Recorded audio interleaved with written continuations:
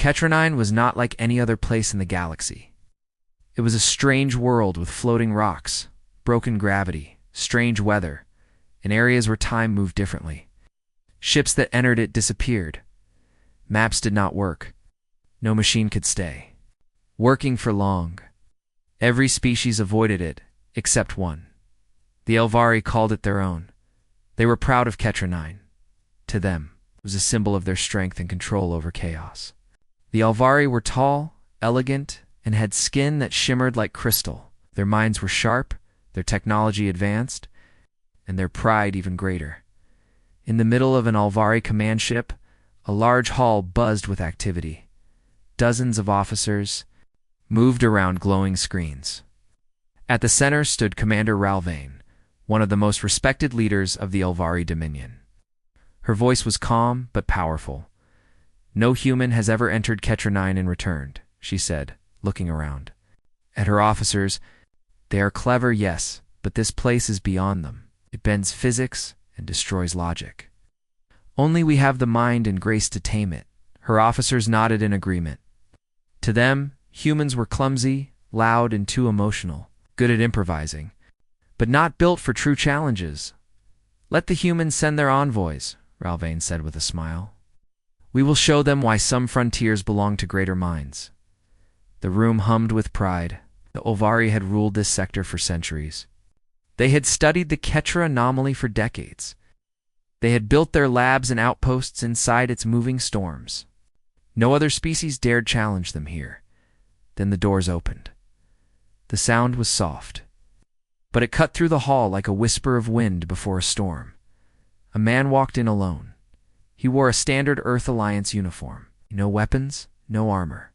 Just a small data device at his belt and a calm look in his eyes. Commander Ralvain frowned. Who let him in? An officer quickly checked the console. "He's on the diplomatic guest list, Commander. Lieutenant Marcus Hale, Earth Envoy." Ralvain raised one eyebrow. "An envoy? To this place?" Marcus walked forward slowly, nodding politely to the Elvari officers. None of them returned. The gesture. They watched him with cold, curious eyes.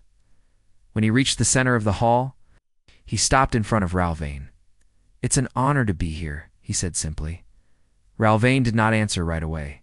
She studied him. He was average in every way, average height, average build, short brown hair, plain voice, no strange implants or advanced gear. Just a human. "You understand where you are?" she asked. "I read the briefings," he replied. "This place is not safe. Even the laws of nature twist inside Ketranine. Do you know how many species have tried and failed to explore it?" "I do," Marcus said. "That's why I'm here." Some Elvari chuckled. Ralvain tilted her head slightly. "You are here to explore Ketranine?" "Yes, alone." Marcus smiled. "For now," Ralvain let out a soft laugh. "You won't survive 10 minutes. Your ships fall apart here. Your drones vanish. Your minds crack." "Maybe," Marcus said, unfazed. "But humans have a habit of trying the impossible." There was silence in the room. Then one officer stepped forward. "Commander, shall we escort him out?" Ralvain raised a hand. "No, let him speak." She turned back to Marcus. "What do you expect to find here?" "Answers," he said. "Or at least better questions." "You think you can walk where?" "Only Elvari tread." "I don't think," he replied. "I plan. I test. I walk." Ralvain stared at him. His confidence was not arrogance. It was something else. Calm, quiet, stubborn. She didn't like it. "You may watch," she said at last, "but from the edge. You will not go into the heart of Ketranine. That area is for Elvari, scientists only." Marcus nodded. "Fair enough." She turned away, dismissing him with a wave. The hall returned to its rhythm. Screens lit up again. Voices resumed. But something had changed. Marcus didn't leave. He moved to a side terminal, opened his device, and began watching the data feed from Ketranine. Without asking, without fear, Ralvain glanced at him from time to time. She expected confusion, shock, maybe even panic, but the human simply observed, like it was nothing. Later that day, a junior officer approached the commander. Should we assign a guard to the human? Ralvain shook her head. Let him see. Let him try to understand. He will fail, and he will leave. She believed it. All the data said humans couldn't operate in Ketra 9. Their ships melted. Their suits broke down. Their AI failed to predict the storms. They were smart, yes, but not enough. And yet, she looked again at Marcus Hale. He was watching a strange pulse coming from the central vortex of Ketra 9. The Elvari scientists had studied it for 12 years and still didn't know its purpose. Marcus tilted his head, as if listening to a song only he could hear. Then he typed something into his device. A new line of code. A new model.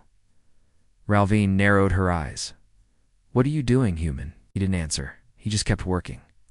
For the next 2 days, Marcus Hale didn't talk much. He stayed in the observation room, silently watching Ketra 9 through the large glass panels. Every now and then, he made notes in his device, adjusted a few calculations, or connected to the live data feed from the Elvari scanners. The Elvari officers kept their distance. To them, he was just a curiosity, a brave, strange human who would soon give up and leave.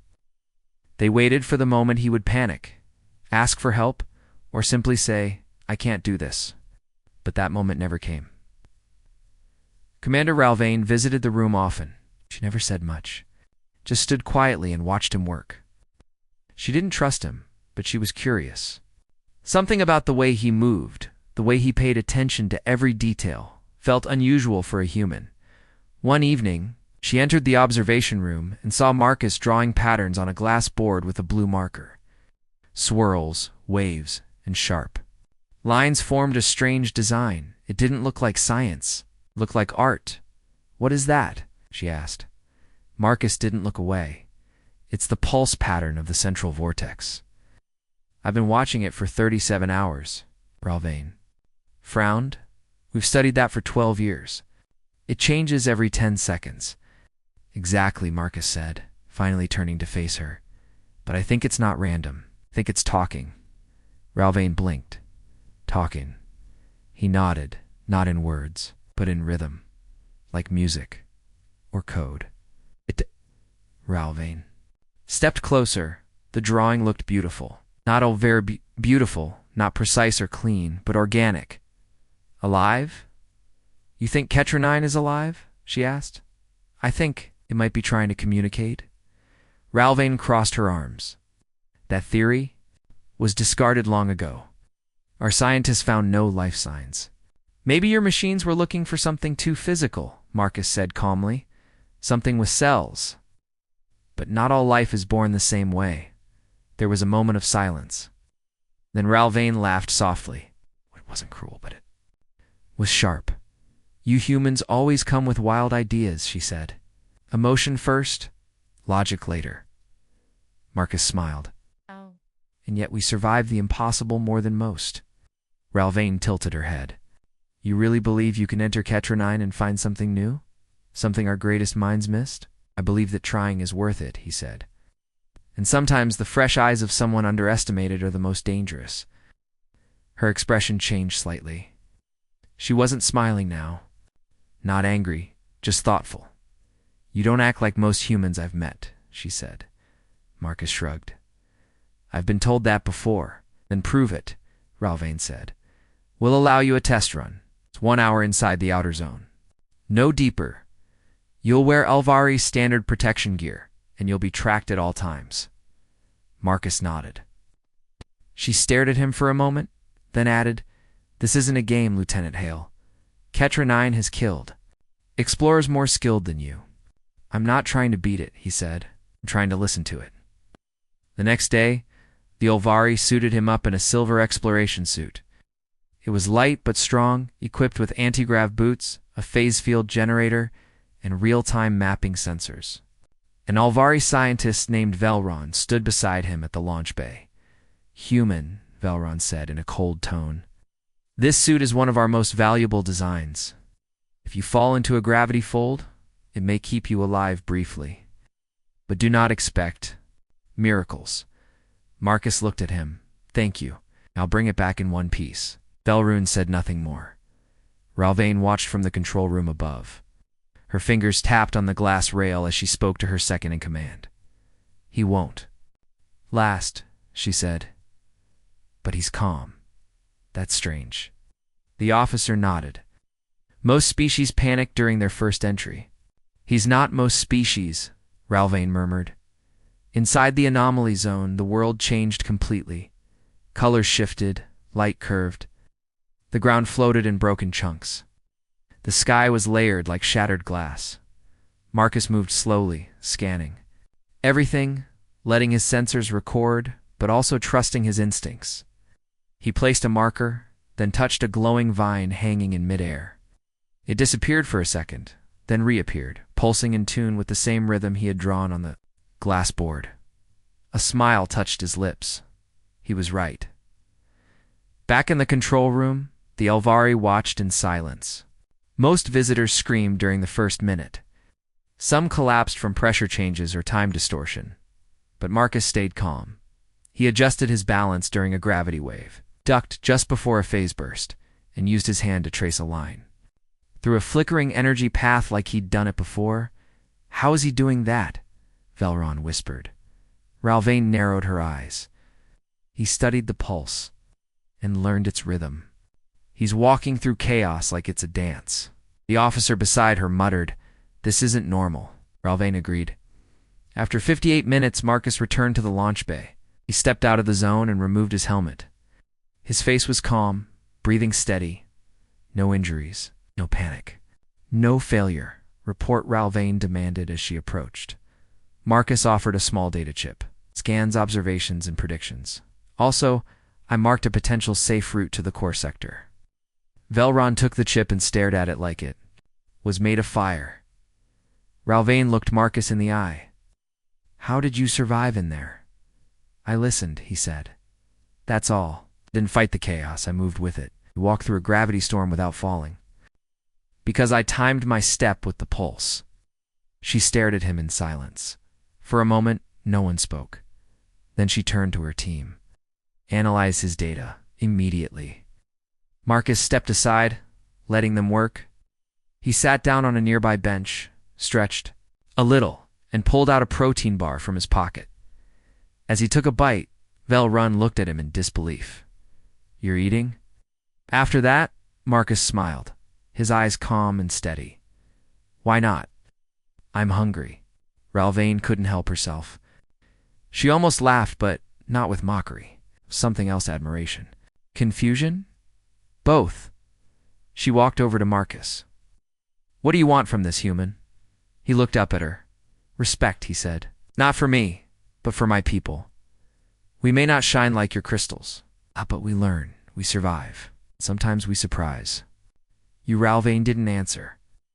She turned away slowly, but inside she knew.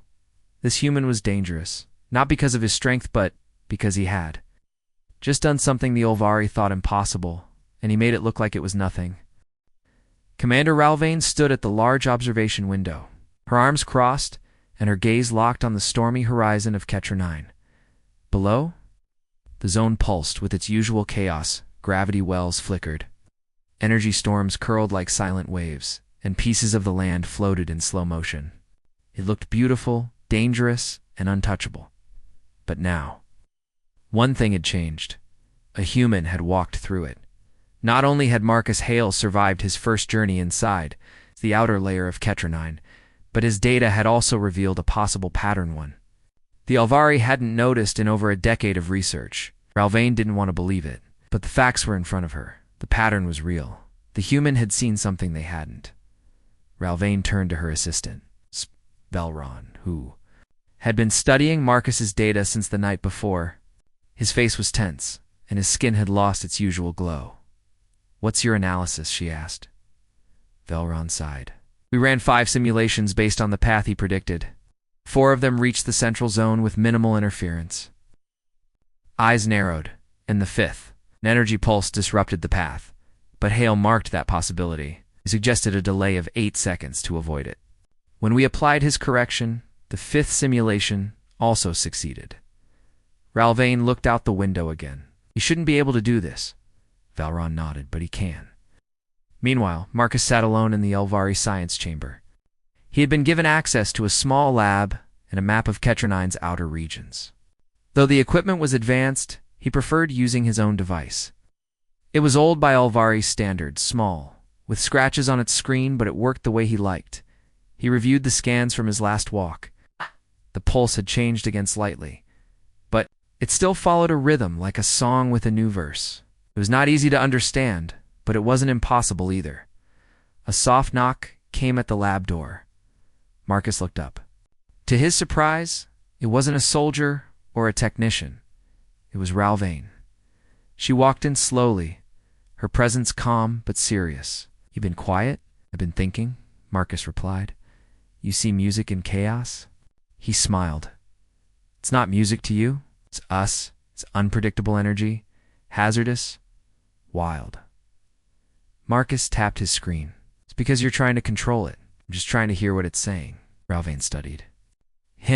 "You are not what I expected. I get that a lot.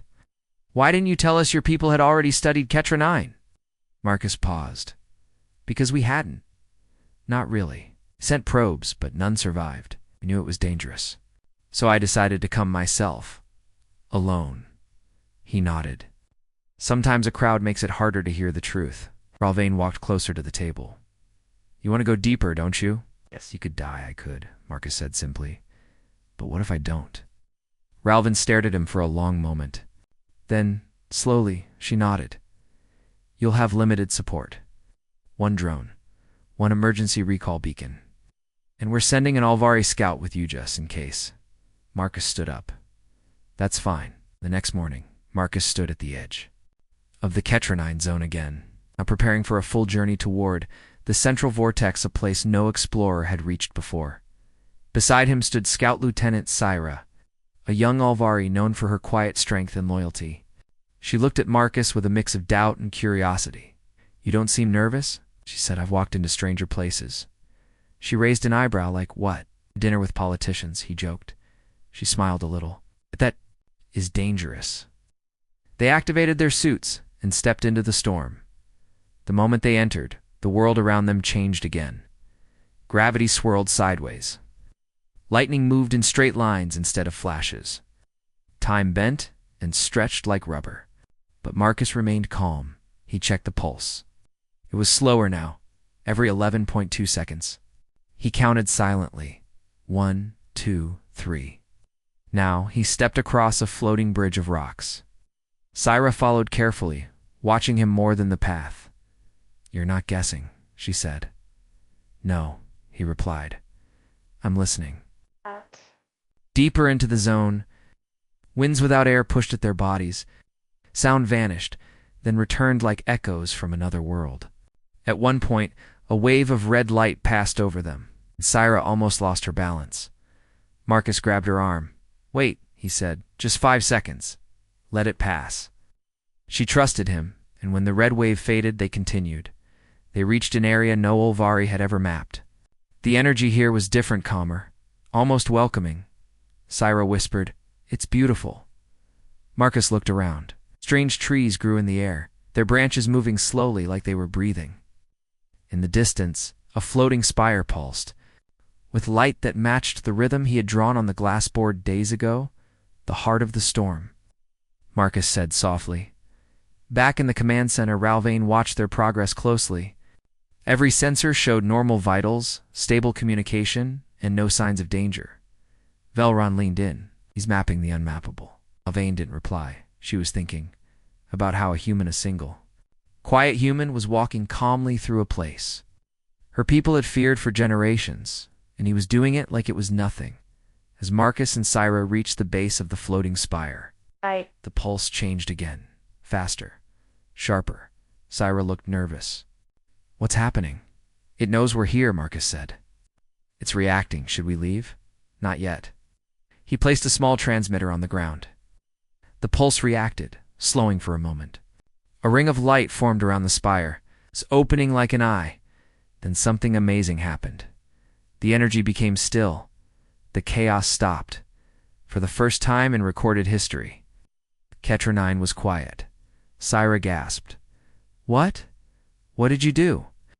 "I listened," Marcus said, "and I answered, They returned to base hours later, safe and unharmed. The data Marcus collected changed everything. Alvari scientists now had clear proof that Ketronine wasn't just dangerous, Sit was alive, aware, and maybe even intelligent in some strange way. Commander Ralvain met Marcus at the landing bay. You did what no Alvari has ever done.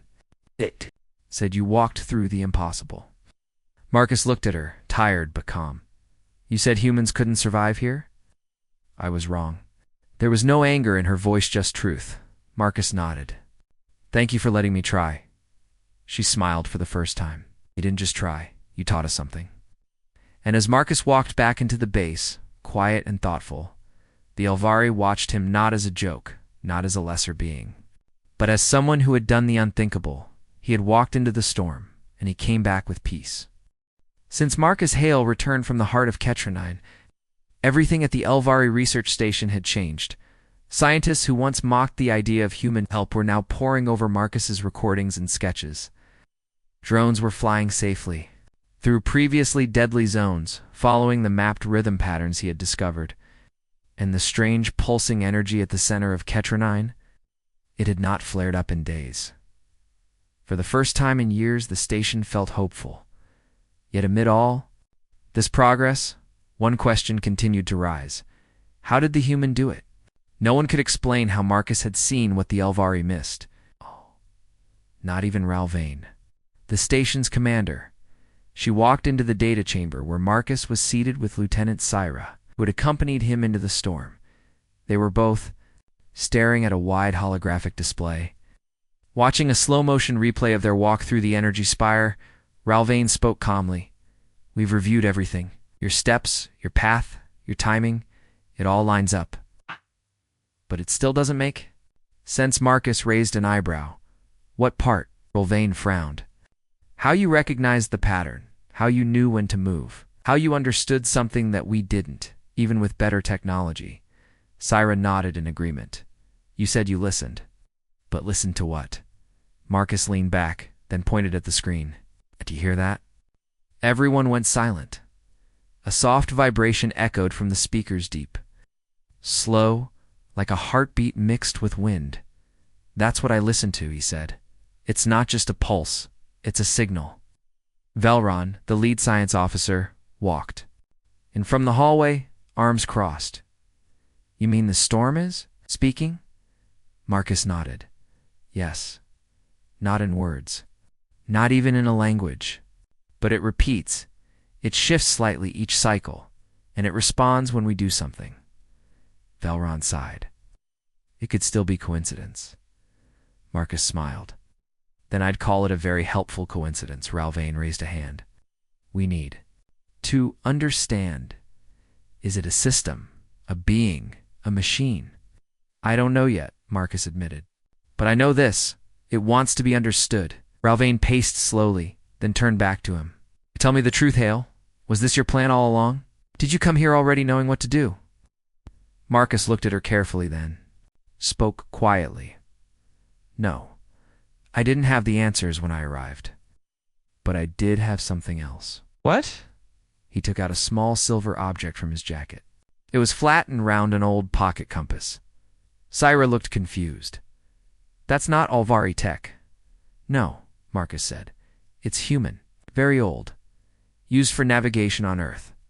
Ralvain tilted her head.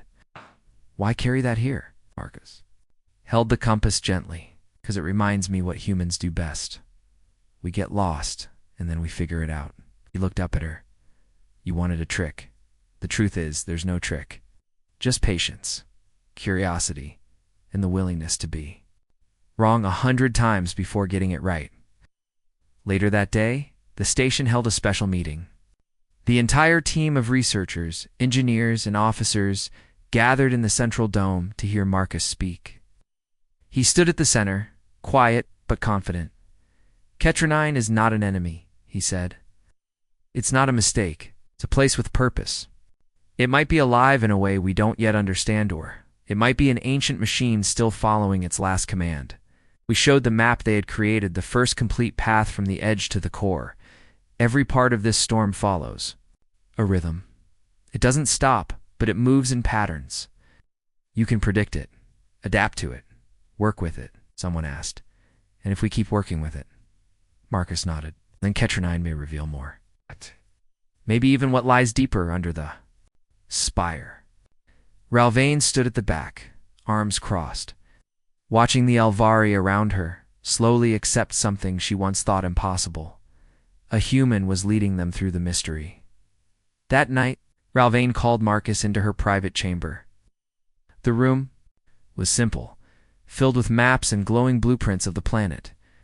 She poured 2 glasses of mineral tea and offered him one. I never thought I'd say this, she said, but you've earned respect from my people. Marcus took the glass. Thank you. That means something. She looked at him with sharp eyes. But I still don't understand you. Understand what? Why you? Why did a human succeed where so many of my own failed? Was it luck? Marcus shook his head. No. I think it's because I didn't see this as a challenge. I saw it as a conversation. Your people tried to beat the storm. I just tried to be quiet enough to hear it. Ralvain fell silent for a while. Then she said something surprising. My mother was a scientist. She died during a scan mission inside Ketronine. I grew up believing this place was a curse. Marcus nodded gently. Sometimes we carry our pain like armor, but it can also block what we need to feel. Ralvain placed her empty glass on the table. You're not just different. You're dangerous. Marcus tilted his head. 'Cause? I don't follow the rules, no, she said. Because you remind us we're not always right. He smiled faintly. That's not dangerous. That's necessary. The next day, something unexpected happened. The storm pattern changed again. This time it didn't get more violent. Instead, the pulse smoothed out. The energy waves moved in longer, slower arcs. The gravity swirls became predictable, and at the heart of the zone, the floating spire began to descend. Not fall, not collapse. Descend like an invitation. Sensors went wild. Velrin called for immediate scans. Ralvain ordered visual confirmation. Within minutes, everyone agreed. Ketronine had opened a path, and the spire was leading to something new. Ralvain turned to Marcus, who had been watching silently. You said the storm was listening. Now it's responding. Marcus stood up. Then, it's time to see what's waiting below. But we don't know what's down there, Cyrus said. Exactly, Marcus replied. As the team prepared for the next mission, Ralvain gave her final order. This time, she said, we don't treat the planet like a problem. We treat it like a story waiting to be read. Marcus nodded with quiet pride. Let's turn the page.